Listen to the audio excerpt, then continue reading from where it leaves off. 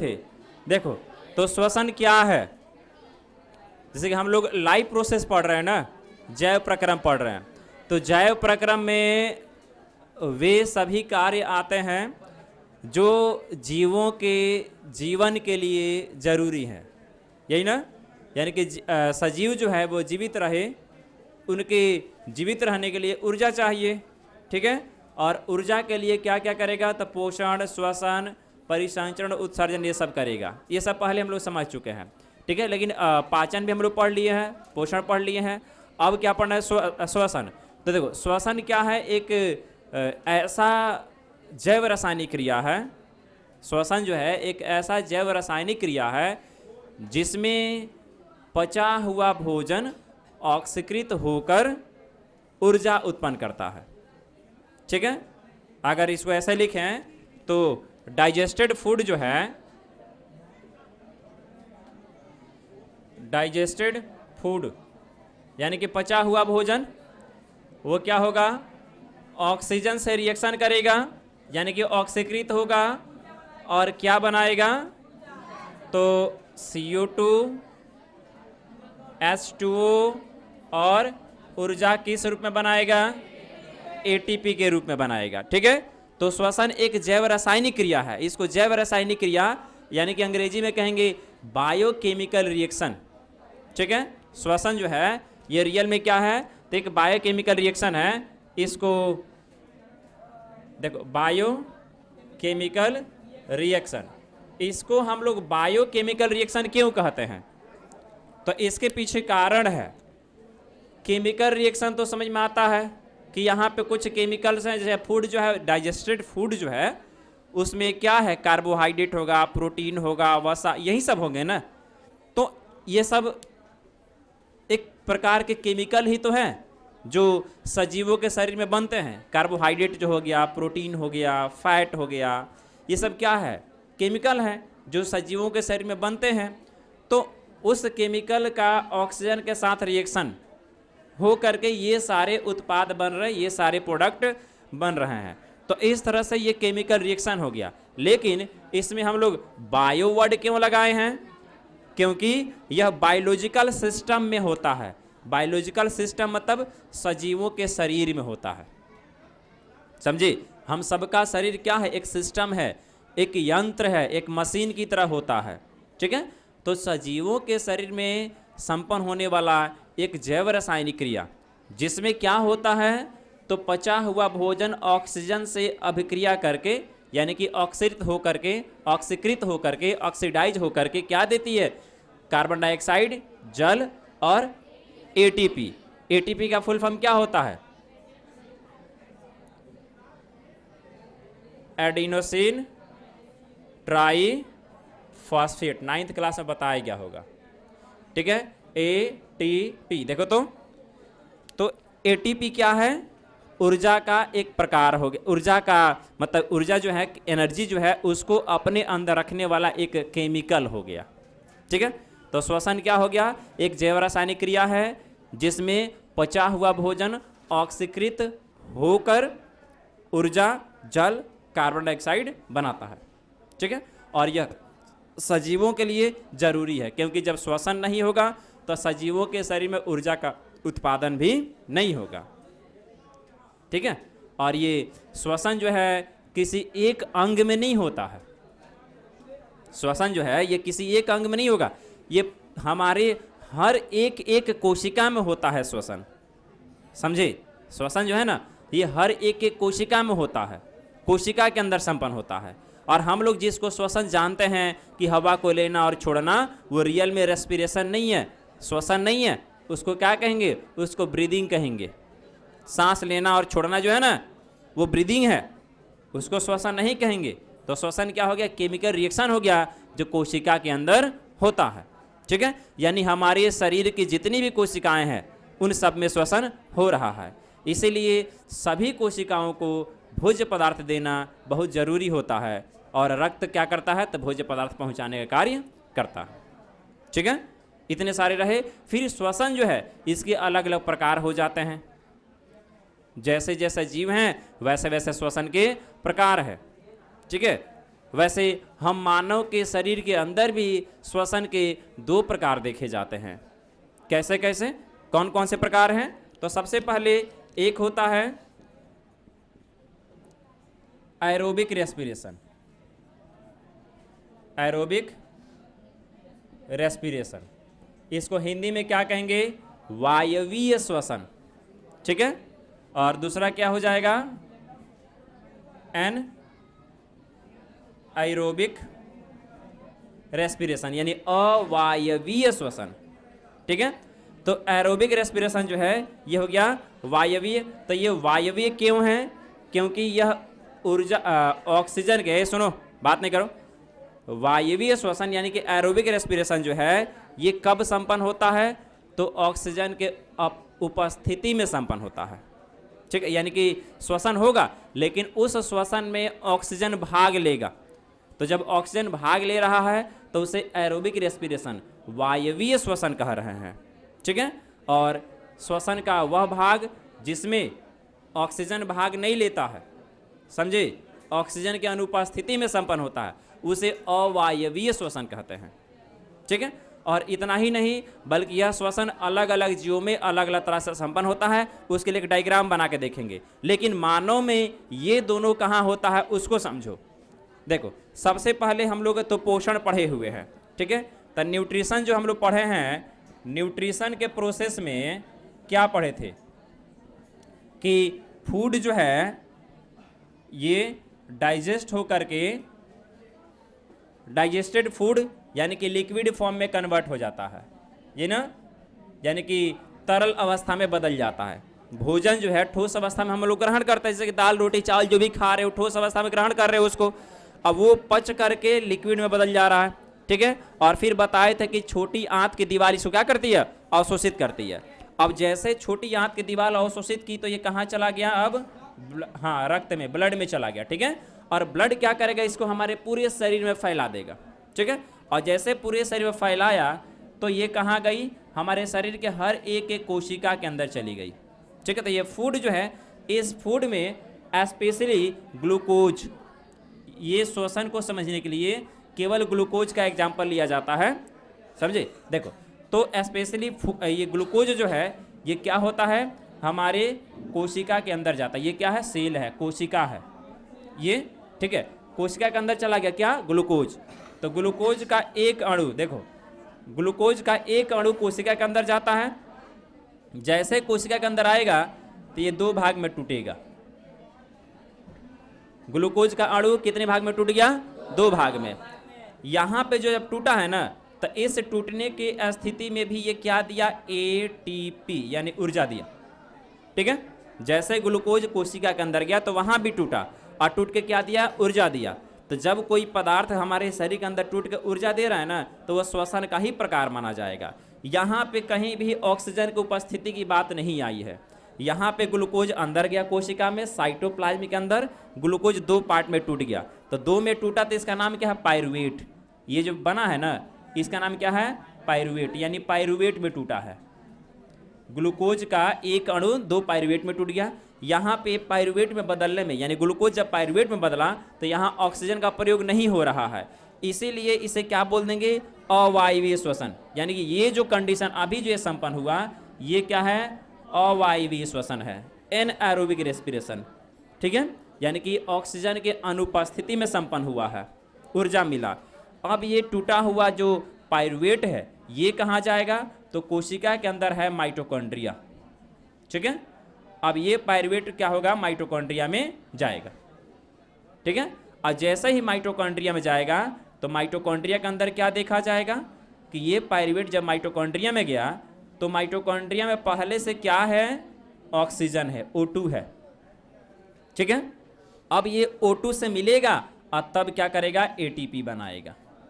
ठीक है। तो देखो, अब यहाँ पे जब ये पाइरूवेट ऑक्सीजन से मिला तो यहाँ पे हो गया वायवीय श्वसन।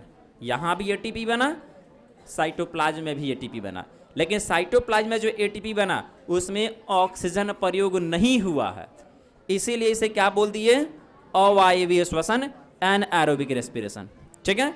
और ये पाइरूवेट जब माइटोकॉन्ड्रिया में गया तो वहाँ पे क्या उपस्थित है?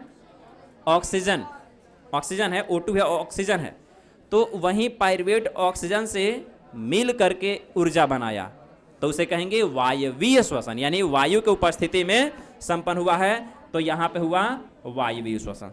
समझ गए? तो अवायवीय और वायवीय यानी कि एनएरोबिक एंड एरोबिक दोनों के दोनों हमारे शरीर के अंदर संपन्न होते हैं कोशिका में। ठीक है, तो कोशिका के अंदर ये सारी चीज संपन्न हो रहा है। तो यहाँ पे ये एक डायग्राम में ये सारी बातें समझ में आ रही है कि हमारे अंदर भी अवायवीय और वायवीय श्वसन क्रिया संपन्न हो रही है। लेकिन धरती पे कुछ ऐसे जीव हैं जो केवल अवायवीय श्वसन करते हैं। समझ रहे हो ना? कुछ ऐसे जीव हैं जो केवल अवायवीय श्वसन करेंगे। तो वो कौन कौन से हैं, वो कैसे करते हैं, उसको हम लोग अलग समझेंगे। लेकिन अभी श्वसन हेडिंग करो, उसको लिख लो। हेडिंग कर लिया हो ना? केवल श्वसन हेडिंग करना, उसके आगे कुछ नहीं लिखोगे, अभी बोलेंगे तब लिखना है। चलो ये सुनो, देखो देखो, इसको हम बताते हैं फिर से एक अलग तरीके से। अलग अलग जीवों में कैसे संपन्न होता है, पहले इसको देख लो। ठीक है,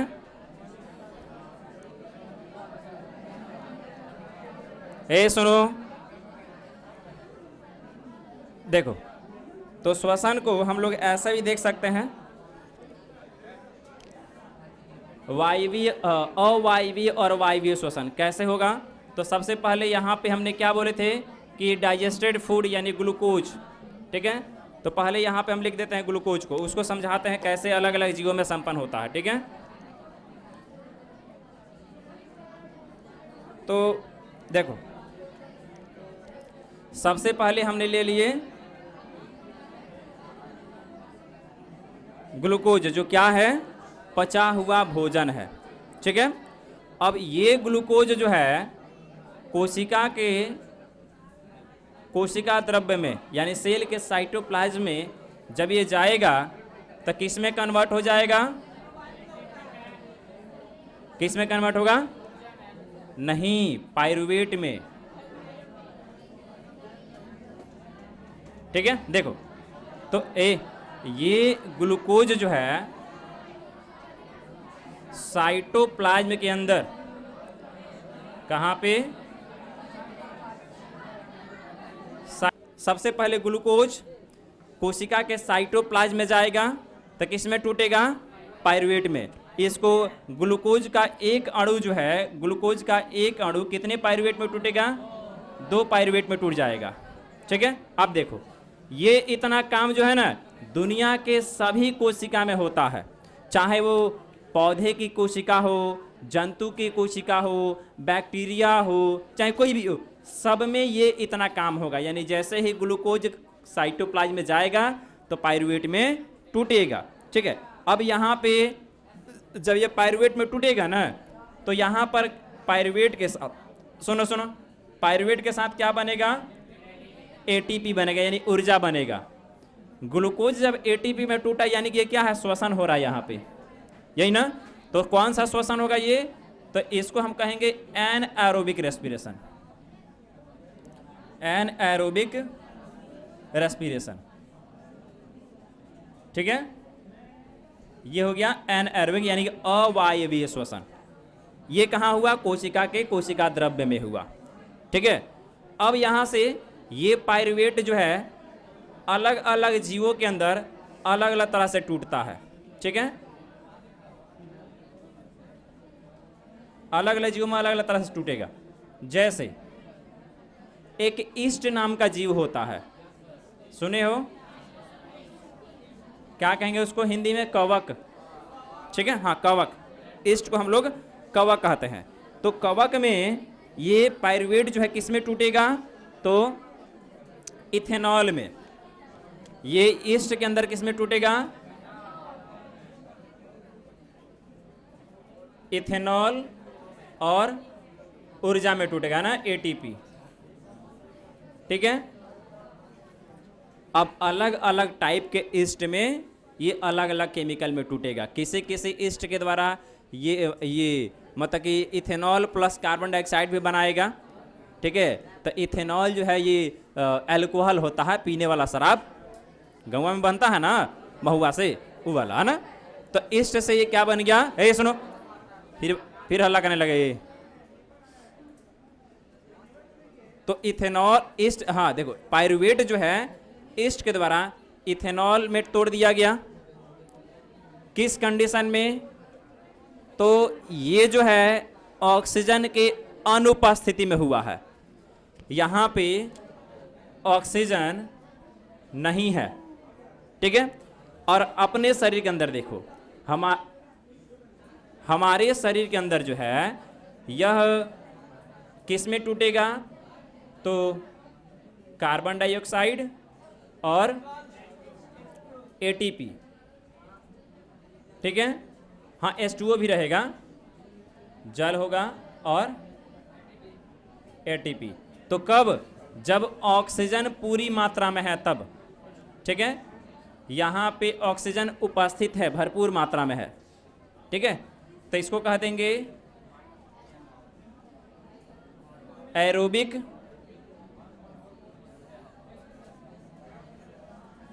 रेस्पिरेशन, ठीक है। यहाँ पे ऑक्सीजन भरपूर मात्रा में है, तो हमारे शरीर के अंदर ये क्या बनाया, ऊर्जा बना दिया। लेकिन हमारे ही शरीर के अंदर कभी कभी एक कंडीशन आता है कि तुम जैसे कि मान लो किसी को दौड़ने का आदत नहीं है, ठीक है। आज शाम को बेचारा चला गया टहलने, आधो वो कुकुर मारामारी कर रहा था आपस में। आज जैसे तुम टहल रहे थे तब तक वो आपस में छोड़ के तुम्हारे पीछे पड़ गया, तुम लगे भागने। तुमको भागने का आदत नहीं है, लेकिन किसी दिन संजोग बस तुमको भागना पड़ा। अब खूब भागे, भाग के जान बचा लिए। घर आए 1-2 घंटे के बाद क्या होगा, पूरे पैर में दर्द हो जाएगा, होता है ना। तो पैर में दर्द क्यों हुआ, दौड़ने की वजह से। लेकिन रियल में तुम्हारे शरीर के अंदर परिवर्तन क्या हुआ। आखिर कुछ लोग रेगुलर दौड़ रहे हैं तो उनके पैर में, हाथ में, शरीर में कहीं दर्द नहीं है। तुम एक दिन दौड़ दिए तो दर्द हो गया, क्यों। ऐसा इसलिए कि देखो हमने अभी बोले ना कि ऑक्सीजन की भरपूर मात्रा है तो एरोबिक रेस्पिरेशन हुआ है। क्या बनाया, एटीपी बना दिया भरपूर मात्रा में, तुम्हारे शरीर को ये ऊर्जा मिल गया। लेकिन कभी कभी ऐसा होता है कि ऑक्सीजन की पूरी मात्रा नहीं मिल पाती है, यानी ऑक्सीजन की थोड़ी कमी होती है, ठीक है। तो जब ऑक्सीजन कम होता है, देखो यहाँ पे पूरी ज़्यादा मात्रा को एरो को ऊपर करके दिखा देते हैं, कम मात्रा को एरो को नीचे करके ना। तो ऑक्सीजन की जब कम मात्रा तुम्हारे शरीर में रहेगा ना, तो क्या बनेगा, लैक्टिक एसिड बनेगा, ठीक है, और एटीपी बनेगा, ठीक है। तो हमारे शरीर के अंदर जब किसी वजह से ऑक्सीजन की कम मात्रा होती है तो उस समय में ये पायरुवेट लैक्टिक एसिड और एटीपी में बदल जाता है। और यही लैक्टिक एसिड जो है हमारे मांसपेशियों में दर्द की कारण होती है, समझे। यानी कि जब हम लोग नॉर्मल बैठे हैं, नॉर्मल श्वसन कर रहे हैं, तो पायरुवेट बन रहा है और ये पायरुवेट ऑक्सीजन की भरपूर मात्रा के उपस्थिति में क्या हो रहा है, एटीपी में, कार्बन डाइऑक्साइड, जल और एटीपी में बदल रहा है, ठीक है। लेकिन किसी वजह से तुम सडनली एकाएक करके भागने लगे, तुम्हारे मांसपेशी को ज़्यादा ऑक्सीजन की आवश्यकता पड़ी, लेकिन ऑक्सीजन की जरूरत तो पड़ी ज़्यादा, लेकिन तुम्हारे शरीर में ज़्यादा ऑक्सीजन अभी उपलब्ध नहीं है, यानी ऑक्सीजन की कम मात्रा है। तो यही पायरुवेट ऑक्सीजन की कम मात्रा की स्थिति में लैक्टिक एसिड में बदल जाएगा, और यही लैक्टिक एसिड दर्द का कारण होता है, समझे। पीछे और लड़कियों में बात हो रहा है, मतलब विद्वानों से, मतलब ये क्लास खाली नहीं है, अभी उठाएंगे तो किसी का मुंह से आवाज नहीं निकलेगा।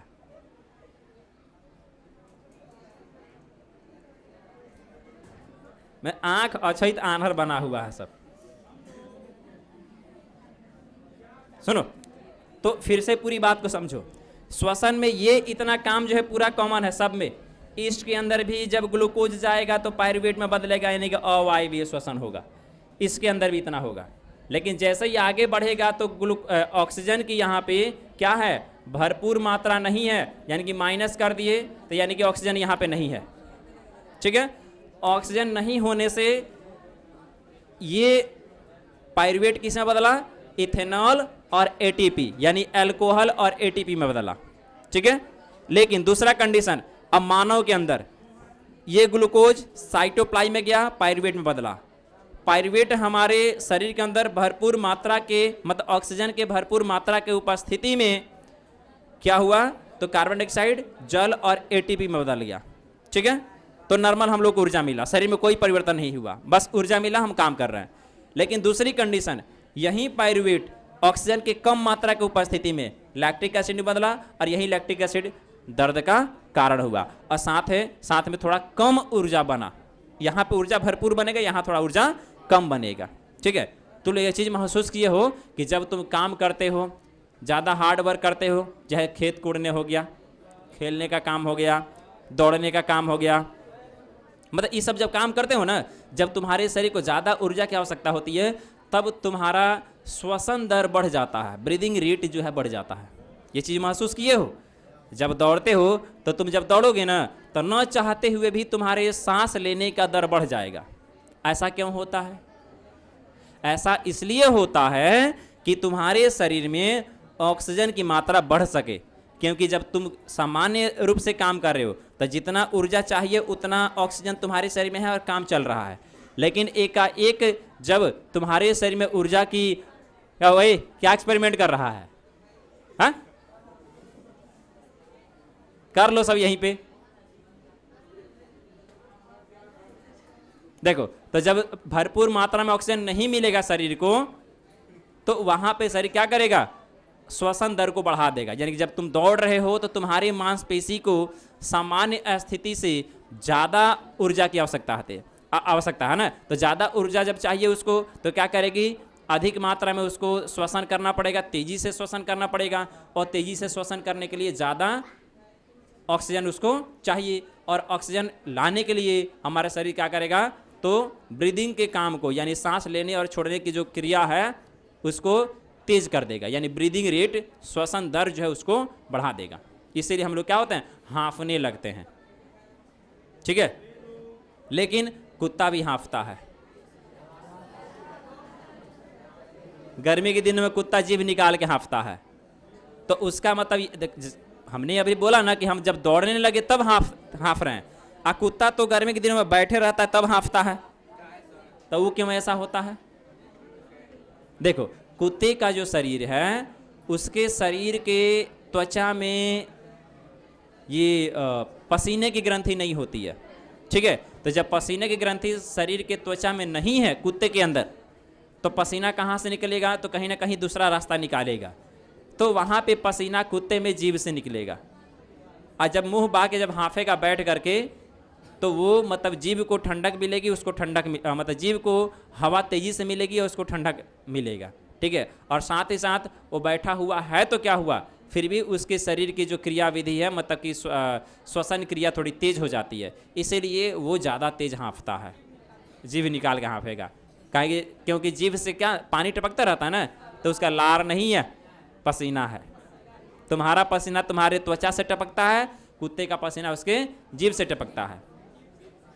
ठीक है, तो जैसे कुत्ते के त्वचा में पसीने की ग्रंथि नहीं होती है, वैसे ही सुअर के त्वचा में भी रक्त नहीं, पसीने की ग्रंथि नहीं होती है सुअर में। सुनो, सुन चुप। तो सुअर में जब पसीने की ग्रंथि नहीं है, तो उसका उत्सर्जी पदार्थ जो है बाहर नहीं निकलेगा, यानी सुअर को पसीना नहीं होगा। और जब सुअर को पसीना नहीं होगा, तो शरीर को ठंडा रखने के लिए क्या करेगी? पानी में घुस कर रहेगी। आज जहाँ पानी नहीं है वहाँ कीचड़ में घुस कर रहेगी। आज जब कीचड़ शरीर पर लिपटा हुआ रहेगा तो ठंड उसको गर्मी थोड़ी कम लगेगी, है ना। गाय तो नॉर्मल है सब, है ना। उन लोगों में पसीना नहीं, उसमें भी उसके त्वचा से पसीना उसमें नहीं आएगा। उसमें देखना नाक का हिस्सा है, वहाँ से पसीना निकलता है ना। और प्लस उनका गायों का जो कान थोड़ा लंबा है ना, लंबा और चौड़ा होने का कारण यही है कि कान में रक्तवाहिनियाँ जो है पतली पतली होती है, और वहाँ से उसका क्या होता है, तो मतलब कि शरीर का तापमान थोड़ा कम होता है कान के द्वारा। और इसमें भी बताए थे, कंगारू में भी हम बोले थे तो लोगों कि कंगारू क्या होता है, मरुस्थलीय क्षेत्र में रहता है, और वो अपने हाथ को चाटते रहता है गर्मी के दिनों में ठंडा रखने के लिए, है ना। और सब पूछ लिया रायदा। तो ये सारा जो है श्वसन का पूरा प्रक्रिया समझ लिया हम लोग कि श्वसन में देखो यहाँ पे कोशिका के कोशिका द्रव्य में कौन सा श्वसन हो रहा है? अवायवीय श्वसन, एनएरोबिक रेस्पिरेशन। कोशिका के अंदर माइटोकॉन्ड्रिया में वायवीय श्वसन हो रहा है, लेकिन ईस्ट के कंडीशन में वायवीय श्वसन नहीं होगा। ईस्ट जो है ऑक्सीजन के अनुपस्थिति वाले क्षेत्र में रहता है, वहां रहता है जहां ऑक्सीजन नहीं है, तो उस कंडीशन में क्या करेगा? इथेनॉल में कन्वर्ट कर देगा और एटीपी बनाएगा। ठीक है। और कुछ ईस्ट जो होते हैं वो कार्बन डाइऑक्साइड केवल बनाते हैं। ईस्ट दो प्रकार के होते हैं, एक होते हैं जो शराब बनाने के लिए प्रयोग होते हैं, और एक होते हैं जो बेकरी उत्पाद बनाने के लिए प्रयोग होते हैं। बेकरी उत्पाद मतलब पाव रोटी, इडली, डोसा, ये सब बनाने के लिए एक ईस्ट प्रयोग होगा, है ना। तो जो ईस्ट ये इथेनॉल बना रहा है इसको बेवर ईस्ट कहेंगे। बेवर यानी बेवरेज, ये शराब मतलब कि नशा उत्पन्न करने वाला जो पेय पदार्थ होता है ना, उसको अंग्रेजी में बेवरेज कहते हैं, बेवरेज। और जो ईस्ट बेकरी उत्पाद बनाने के लिए प्रयोग होता है उसे बेकर ईस्ट कहते हैं। तो ईस्ट दो प्रकार के, एक बेवरेज ईस्ट, एक बेवर ईस्ट और एक बेकर ईस्ट। तो यहाँ पे जो है ये बेवर ईस्ट है जो इथेनॉल बना रहा है, और वहीं जब बेकर ईस्ट लेंगे तो क्या बनाएगा? और कार्बन डाइऑक्साइड बनाएगा। ठीक है। तो यहाँ पे ईस्ट में जो ये क्रिया हुआ ना, इसको हम लोग फर्मेंटेशन कह सकते हैं। इसको क्या बोल देंगे? फर्मेंटेशन।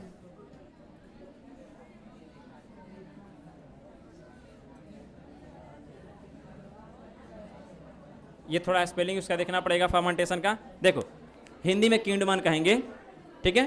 तो ऐसे फर्मेंटेशन जो है क्या हो गया?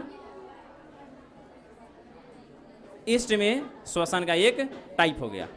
इसको लिख लो और इसको हम लोग कल अच्छे से पढ़ेंगे।